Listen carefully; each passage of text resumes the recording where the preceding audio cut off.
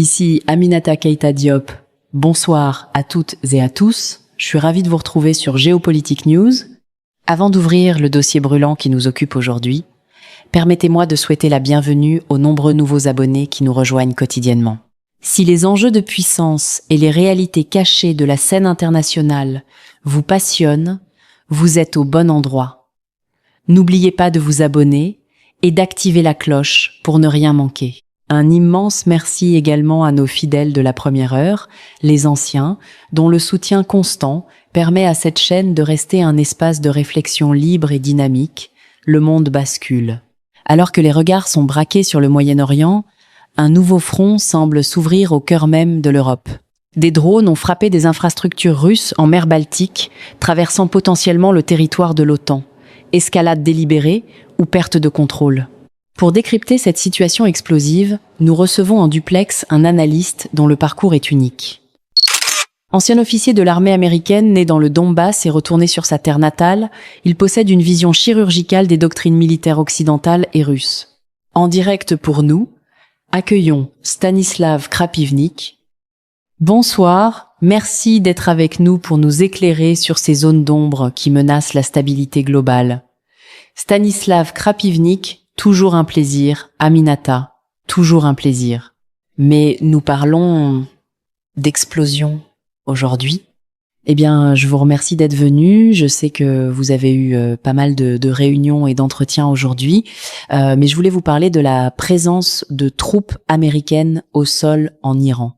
Avant d'en arriver là, cela vaut la peine d'aborder cette attaque contre ce port russe clé sur la mer Baltique, à plus de 1000 km de là, une distance énorme pour un drone volant depuis l'Ukraine, et encore plus s'il évite la Biélorussie, ce qu'il a fait.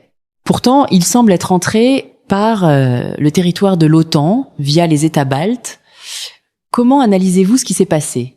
Et que savons-nous réellement? Stanislav, eh bien, il ne semble pas qu'il l'ait fait. En fait, 2 de ces drones, l'un a frappé une centrale électrique, la cheminée d'une centrale en Estonie, et l'autre a frappé un autre objet en Lettonie. Alors, peut-être ont-ils contourné depuis l'Ukraine en passant par la Pologne et les pays baltes, ou peut-être ont-ils décollé depuis les pays pré-baltiques? Je ne sais pas. Je parie sur un décollage plus proche. De toute façon, même s'ils ont traversé, je veux dire, c'est pas 1 ou 2 drones, il y en a environ 30 ou 40 qui ont volé, et c'est pas la première fois. Donc, soit les Polonais et les Baltes sont des gouvernements absolument incompétents, avec des systèmes de sécurité incompétents, au point que n'importe quoi peut voler dans leur espace aérien et qu'ils s'en fichent ou ne peuvent pas le contrôler. Soit B, plus probable, ils sont de mèche, ils sont en engagement militaire direct avec la Russie à ce stade. Il est inévitable d'arriver à cette conclusion, surtout pour les pays pré-baltes, qu'ils sont des participants directs à cette guerre. Nous voyons qu'au cours des dernières semaines ou mois, l'OTAN a plus ou moins identifié l'objectif de faire pression sur la Russie. Pour ce faire, ils sont aussi très explicites. S'attaquer à l'économie russe, spécifiquement à l'énergie, en discutant de la saisie de navires ou de la confiscation du pétrole, ce qui est nouveau. Mais une attaque depuis le territoire de l'OTAN, comment cela affecte-t-il les sentiments ou la pression sur le Kremlin pour changer de tactique? Car il semble y avoir une inquiétude croissante sur le fait que de plus en plus de lignes sont franchies, si ce ne sont pas des lignes rouges. Ce sont au moins des franchissements de ce que nous ne sommes pas censés faire. Il y a des règles informelles dans toute guerre par procuration sur ce que chaque camp doit faire, et il semble que toutes les règles soient jetées par-dessus bord. Stanislav, écoutez, c'est pas la première fois que cela arrive. Soyons honnêtes. Il y a 5 mois, en plein milieu de l'Estonie, un drone est tombé, a explosé, et les Estoniens ont essayé de garder cela sous silence. Internet était quand même rempli de photos qui ont fuité montrant le cratère où le drone avait frappé. Il transportait une quantité suffisante d'explosifs et il restait des débris. L'attaque sur la base aérienne de Pskov n'est pas venue d'Ukraine, elle est venue d'Estonie, à 47 km de là. J'étais à l'émission Soirée avec Vladimir Soloviev, qui est l'un des plus grands talk-shows politiques, et Vladimir lui-même, qui est une figure majeure de cette industrie, disait ouvertement « Nous devons briser la tête des Estoniens juste pour l'exemple. Je dis la même chose. Il faut faire un exemple. Qualifier l'Estonie d'anti-russe ou de russophobe ne décrit même pas la moitié de la haine psychopathique qui anime ces gens. Ils sont corrompus de part en part.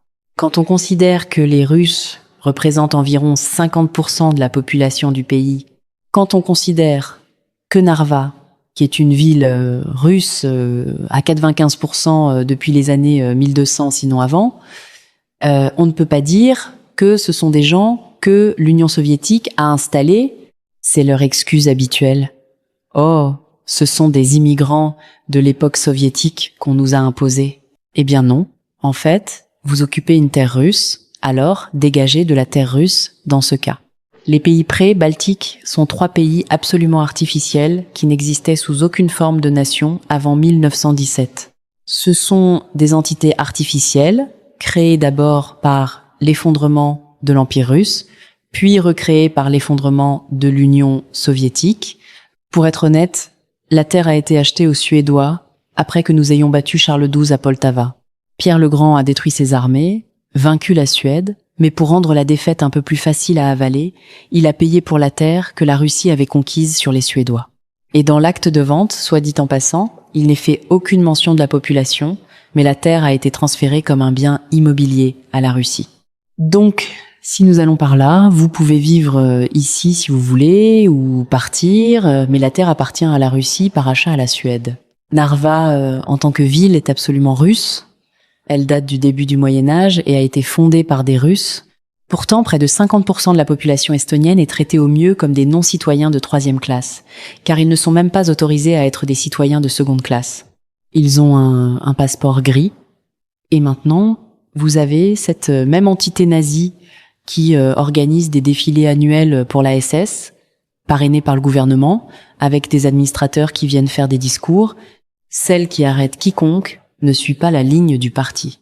Cet État policier nazi qui utilise maintenant son espace aérien pour des attaques directes de drones, non pas sur des cibles militaires, mais sur des infrastructures civiles. Je pense qu'il est temps que les dirigeants de ce pays paient le prix qu'ils ont largement mérité. Une dissuasion doit être établie. Je pense qu'un pays comme l'Estonie est la cible idéale pour réinitialiser la dissuasion. Car ce qu'ils espèrent, c'est que peu importe ce qu'ils font, la Russie frappera juste les Ukrainiens, ce n'est pas nous, c'est de la chair à canon là-bas. Mais tôt ou tard, cela revient à la maison. Et je pense que nous en sommes là. Quand les figures majeures de la télévision disent ouvertement « Nous devrions repeindre les murs avec l'Estonie », ce sont des pressions majeures qui s'accumulent pour répondre. J'espère que les Estoniens écoutent, car vous avez franchi chaque ligne rouge existante. Il n'y a plus de ligne rouge. L'Estonie a mérité le sort qui l'attend. Et les gens soutiennent ce gouvernement, enfin, les gens qui sont citoyens, soit moins de la moitié de la population, car la plupart des jeunes ont quitté l'Estonie depuis des années. Mais ceux qui restent soutiennent ces entités gouvernementales qui vont mener l'Estonie à la destruction, du moins l'Estonie en dehors de Narva. Chaque pays choisit sa voie. Au cours des 4 dernières années, quand les gens disaient une fois que la Russie en aura fini avec l'Ukraine, elle passera aux États baltes, je considérais cela comme de la paranoïa. Mais vu ces escalades, le conflit semble désormais voué à s'étendre. Bien sûr, sur le territoire de l'OTAN, cela va impliquer beaucoup de variables inconnues en termes d'escalade. Cela m'amène à un commentaire de Lavrov concernant l'Iran, où il suggérait que beaucoup d'experts pensent que nous sommes déjà dans une 3e guerre mondiale, vu les liens entre l'Iran et la Russie. Que pensez-vous de ces commentaires ? À quel point ces conflits sont-ils intrinsèquement liés ? Stanislav, je pense qu'ils vont devenir très liés, surtout si la Chine s'y met d'une manière ou d'une autre. Écoutez, ces conflits devraient-ils exister ? Non. L'Occident a fait absolument tout ce qu'il pouvait pour fomenter ces conflits. Il les a littéralement déclenchés, soit indirectement par procuration en Ukraine, soit directement avec une attaque illégale et le meurtre de masse de civils en Iran d'abord, maintenant aussi en Irak et avant cela au Yémen. Ces conflits vont se propager, l'Occident est obsédé par la guerre. Les politiciens, à part quelques-uns dans l'ancien empire austro-hongrois qui pourraient voir une confédération future, la majorité des dirigeants occidentaux sont des psychopathes. Ce sont les élites d'Epstein. Ils s'en fichent de savoir combien de leurs concitoyens meurent. La seule façon pour eux de s'en soucier, c'est s'ils deviennent eux-mêmes les cibles. Mais ils ne comptent pas là, dessus. Ils comptent sur la mort des petites gens car les petites gens ne comptent pas. Juste moins de carbone dans le monde, comme ils semblent l'indiquer. Ils ont tout fait pour que ces conflits s'étendent. Pour revenir aux pays baltes, la Russie a beaucoup toléré de leur part. Savez-vous combien de complots terroristes sont passés par l'Estonie? Des tentatives de contrebande d'explosifs dans des icônes religieuses. Récemment, via la Pologne, un camion est arrivé avec des semelles de bottes contenant 1,5 g d'explosifs chacune. Ce sont des semelles électriques pour réchauffer les pieds, destinées aux militaires et aux réfugiés dans les zones froides. C'est du terrorisme constant sponsorisé par ces gens. Tôt ou tard, la patience s'épuise. Peu importe la patience dont Moscou a fait preuve, je pense que cette patience a en fait encouragé ces gens à commettre plus d'actes insensés. Maintenant, comme le ressort a été comprimé si fort, la réponse va être extrêmement vicieuse et sanglante. Il y a une raison pour laquelle on dit 2 choses sur les Russes. Ivan est lent à se lever, mais quand il se lève, le sang coule. Et l'autre dicton est « Les Russes sont lents à sceller, mais une fois en selle, ils galopent très vite. C'est là que nous en sommes. » Ils prennent la réticence de la Russie à étendre la guerre pour de la faiblesse, et tôt ou tard, cette réticence disparaît, puis ils souffrent et pleurnichent. Oh, pourquoi nous? Ils ignorent tout ce qu'ils ont fait avant. C'est la même chose que vous entendez des Israéliens quand ils sont frappés, ou des Ukrainiens qui pendant 8 ans ont assassiné des Russes dans le Donbass. Pourquoi nous? C'est le terme pleurnicheur-agresseur, kribouli. Ils brutalisent tout le monde jusqu'à ce qu'ils reçoivent une gifle, puis ils crient à la victimisation. C'est ce que nous voyons. Vous et moi en avons parlé plus tôt. Il semble y avoir une approche différente de l'escalade de chaque côté. L'OTAN aime cette tactique du salami, des escalades graduelles, tandis que la Russie a tendance à temporiser puis à lancer des réponses massives. Cela conduit souvent l'OTAN à des erreurs de calcul ou à une illusion sur sa dominance de l'escalade. Cependant, avec la guerre en Ukraine, l'Occident s'est de plus en plus coupé de l'énergie russe. Cela a provoqué un choc sur les marchés, mais ce n'est rien comparé à ce qui arrive avec la guerre au Moyen-Orient. Comment voyez-vous cela? Car même si la guerre s'arrêtait aujourd'hui, les répercussions sur l'énergie et les engrais vont nous accompagner longtemps. Stanislav. Je ne suis pas seulement un visage de guerre. J'ai fait de la gestion de chaînes d'approvisionnement. J'étais directeur chez Cameron Halliburton pour l'Eurasie. Je m'occupais de l'infrastructure de forage, du matériel de surface. J'ai aussi été directeur sur des projets de construction pour Technip, où nous agrandissions la raffinerie de Moscou et construisions l'une des phases d'un projet de 15 milliards d'euros sur l'usine GNL dans l'Amour pour Gazprom. Je connais le temps qu'il faut pour commander des structures métalliques, concevoir des cuves, rien que pour l'agrandissement de la raffinerie de Moscou pour produire de l'essence Equatre 2015, il y avait environ 120 cuves. La plupart faisaient 1 à 3 mètres de long, mais nous en avions 2 qui faisaient 78 mètres de long. Ce sont des constructions géantes. Rien que pour acheminer une cuve de 78 mètres, la logistique est un calvaire. Nous avons dû soulever des bâtiments avec des grues pour faire passer le camion. Tout est fait à la main. Il faut tester sous pression avec de l'eau, sécher, livrer, tester à nouveau, sécher à nouveau, puis soulever pour mettre en place. 78 mètres. C'est presque la longueur d'un terrain de football. C'est une opération qui a pris 7 ou 8 mois de fabrication. Pourquoi est-ce que je dis cela? Parce que je regarde les images des dégâts des missiles sur la raffinerie qatari. Je vous garantis qu'il ne s'agit pas seulement de déblayer. Une fois que ces cuves sont percées, on ne peut pas simplement les souder. Elles ne tiendront plus la pression. C'est du métal de récupération, il faut en fabriquer de nouvelles, sur mesure, elles ne sont pas produites en série, les vannes peuvent l'être un peu plus, mais personne n'a en stock de quoi reconstruire une douzaine de raffineries d'un coup. Il faut attendre le fer des aciéries, ce qui prend déjà 1 mois et demi, surtout pour les alliages spéciaux. Et qui peut produire cet équipement en volume? Seulement 3 nations. La Russie, la Chine et les États-Unis dans un volume moindre. L'Inde et le Brésil en font un peu. L'Europe est totalement hors jeu et je vais vous dire pourquoi. L'Europe ne peut pas produire d'acier à bas prix et actuellement, elle ne peut plus en produire du tout car il faut du gaz. L'Europe n'a plus de gaz. Le point est simple, il y a littéralement 25% de gaz naturel en moins sur le marché mondial. Quand les gens entendent Trump dire forêt, forêt encore, oui, il a raison, il faudrait. Mais voici le hic. Pour exploiter économiquement un champ de pétrole ou de gaz, il faut 3 à 5 ans entre le premier forage exploratoire et le moment où vous avez assez de tuyauterie pour exporter de manière constante. La crise est là, et c'est pas la pire vague. La deuxième vague du raz-de-marée arrive, c'est la famine. L'effondrement de la société par la famine. Cela arrive vers le milieu de l'été quand les prix de la nourriture vont monter en flèche. Pour l'instant, c'est le carburant. Mais regardez, c'est la saison des semis en Europe du Sud. Dans 2 semaines, ce sera le Nord. Qu'est-ce qu'il faut pour les semis à part les engrais, il faut énormément de diesel. Quand vous avez 100 hectares, vous n'allez pas prendre votre bœuf pour labourer. Il faut des tracteurs. Pour les grandes fermes, c'est physiquement impossible sans diesel. La Russie a d'ailleurs interdit l'exportation de diesel jusqu'à la fin de la saison des semis en mai. Et puis il y a les engrais. La Russie produit 40% des engrais chimiques mondiaux. Le Qatar en produisait 30%. Devinez quoi?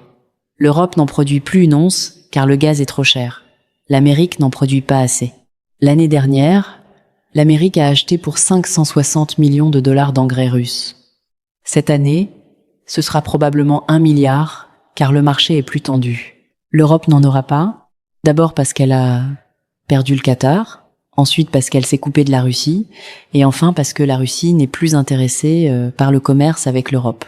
Ces mêmes pays qui envoient de l'équipement, de l'argent et des mercenaires psychopathes en Ukraine pour tuer des Russes, la Russie l'entend bien. On regarde une crise alimentaire absolue. Un de mes amis, professeur de politique dans le nord de l'Italie, me disait il y a 4 mois que les familles des classes populaires ne peuvent plus se nourrir dès la 4e semaine du mois. L'argent est fini. Qu'arrive-t-il quand les prix explosent? On arrive à une famine de classe. Peut être pas la nation entière, mais les classes populaires et moyennes inférieures vont littéralement mourir de faim.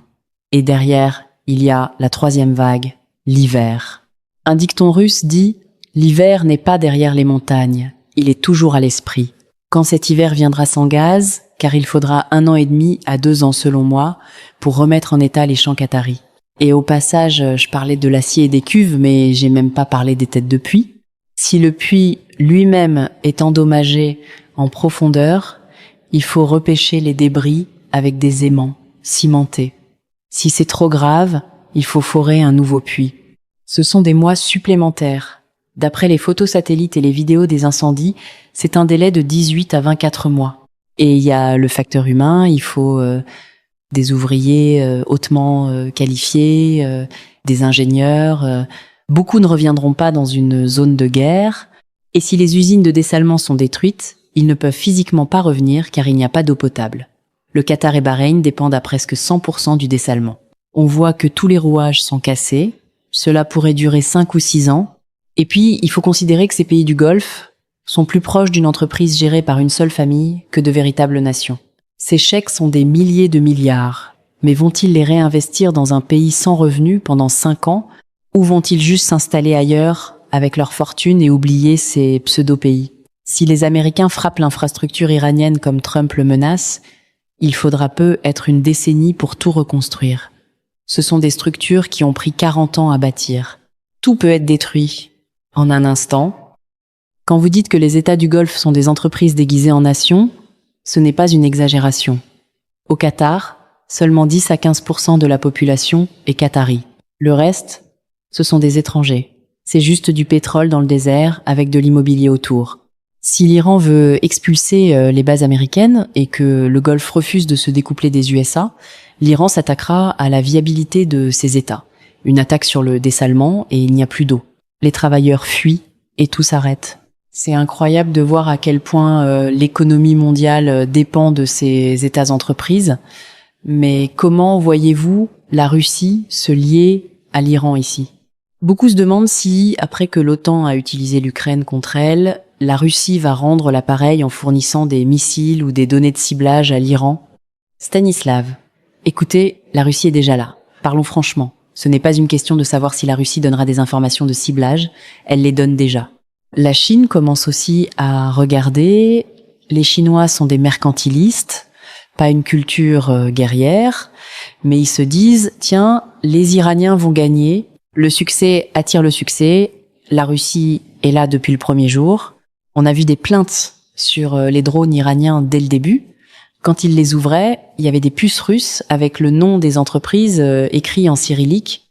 Et puis, il faut 1 an ou 1 an et demi pour former un pilote de MiG, de 9 ou de Su-35, pas 4 mois. Il faut 1 an pour former un officier sur un système SQUAD-300. Donc, ces systèmes sont déjà opérés. Tout le monde est assez intelligent pour conclure.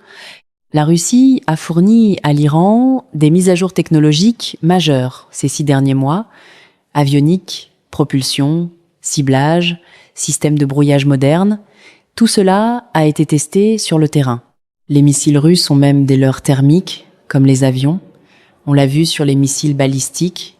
La production russe de drones gérants, 3 est assez grande pour en envoyer à l'Iran. Israël a frappé la mer Caspienne et la Russie a donné un avertissement très ferme. Ne touchez pas à ce commerce. Donc oui, la Russie va utiliser l'Iran par procuration contre les USA. Les USA le font depuis 4 ans contre la Russie. Trump dit « c'est pas notre guerre ». Mais si, c'est votre guerre maintenant, monsieur Trump, car vous ne vous êtes pas dissocié de la guerre de Biden depuis 1 an et demi. Pour la Russie, la chute de l'Iran serait une crise existentielle presque aussi grave que l'Ukraine, car cela ouvrirait l'Asie centrale et le Caucase à l'OTAN, aux déstabilisations américaines et aux djihadistes. Cela menacerait directement les 3000 kilomètres de frontières avec le Kazakhstan. La Russie ne tolérera jamais cela. Nous nous battrons jusqu'au dernier Iranien et Russe s'il le faut, et les USA ne gagneront pas. En fait, tout le monde attend que les USA envoient des troupes au sol pour que le massacre commence. Le ministre iranien des Affaires étrangères l'a dit, « Nous les attendons, c'est littéralement « venez qu'on puisse vous détruire de nos propres mains ». Ils sont préparés. L'Iran est une forteresse gigantesque. C'est la plus grande forteresse du monde. Regardez une carte en relief, ce sont des montagnes infranchissables. L'armée américaine est incapable de prendre cela. Ils peuvent prendre quelques îles et se faire pilonner par des drones jour et nuit, mais marcher sur Téhéran, bonne chance à travers ces montagnes. Ce n'est pas un film de Hollywood. La logistique serait un cauchemar et les USA n'ont pas la capacité terrestre pour cela. Les USA ne sont pas une puissance terrestre, mais navale et aérienne. Sur les 550 000 hommes de l'armée et des marines, il n'y a peut être que 120 000 troupes de combat réelles.